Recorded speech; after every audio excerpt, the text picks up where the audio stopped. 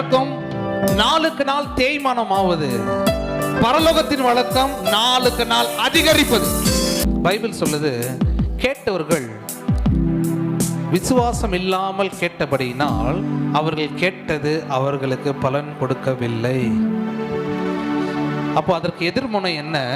கேட்டவர்கள் விசுவாசித்து கேட்டபடியினால் அவர்கள் கேட்டபடியே அவர்கள் வாழ்க்கையில் அது பலன் கொடுத்தது. இவர் செய்த நன்மை எல்லாம் என்ன?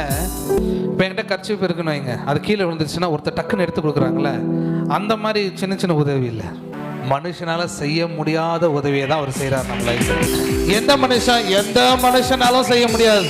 அப்பேற்பட்ட தரமான உதவிகளை தான் இயேசு கிறிஸ்து என்னுடைய வாழ்க்கையில உங்களுடைய வாழ்க்கையில் செய்திருக்கிறார், செய்து கொண்டும் இருக்கிறார், இனியும் செய்கிறவராகவே இருக்கிறார். நரகத்துக்கு நேராக நம்ம போயிட்டு இருந்தோம்.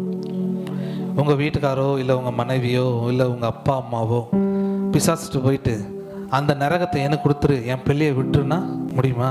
இல்லை இந்த ஒரு உயிருக்காக நாங்கள் 10 உயிரை தரோம் விட்டுருன்னா அந்த 10 உயிரும் என் கையில தாமா இருக்குன்னு சொல்லிடுவாங்க. இல்லை 50 உயிர் தரோம், அந்த ஒரு உயிரை விட்டுருப்பா, சான்ஸே இல்லை. யோசிச்சு பாருங்க. என்னை காப்பாற்ற என்னுடைய முன்னோர்கள் எல்லாம் சேர்ந்து ஒரு 50 பேர் எனக்காக தியாகம் பண்ணாலும் என்னை காப்பாற்ற முடியாது. ஏன் என் ஒருத்தனுக்காக மொத்த பூமியே செத்தா கூட என்னை காப்பாற்ற முடியாது.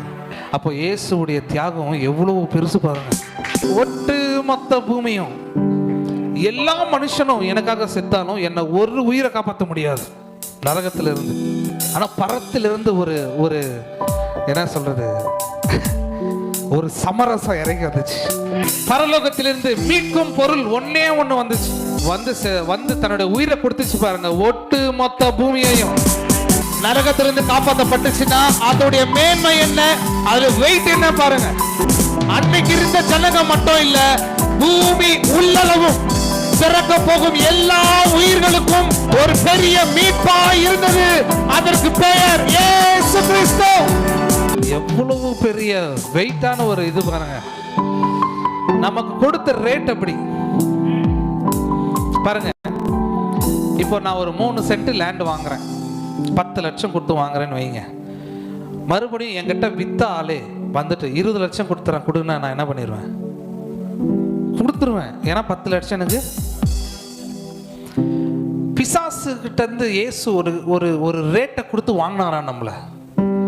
மறுபடியும் பிசாசு நம்மளை வாங்கணும்னு ட்ரை பண்றானா, முடியவே இல்லையா. ஏன்னா அவர் கொடுத்த ரேட்டு அந்த மாதிரி.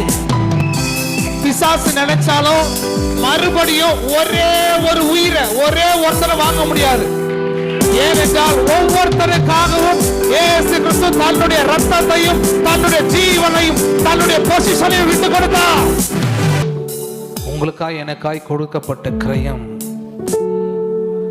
ஒருவராலும் மறுபடியும் நம்ம திருப்பி வாங்க முடியாது. இந்த பாவத்தினால வாங்க முடியாது, சாபத்தினால மறுபடியும் நம்மளை டச் பண்ண முடியாது, ஏழ்மை நம்மளை டச் பண்ண முடியாது, சமாதான குலைச்சல் நம்மளை டச் பண்ண முடியாது, வியாதி நம்மளை டச் பண்ண முடியாது, எந்த வைரஸும் நம்மளை டச் பண்ண முடியாது. ஏனென்றால் எனக்கு முன் இருப்பது கிறிஸ்து என்கிற கிரயம்.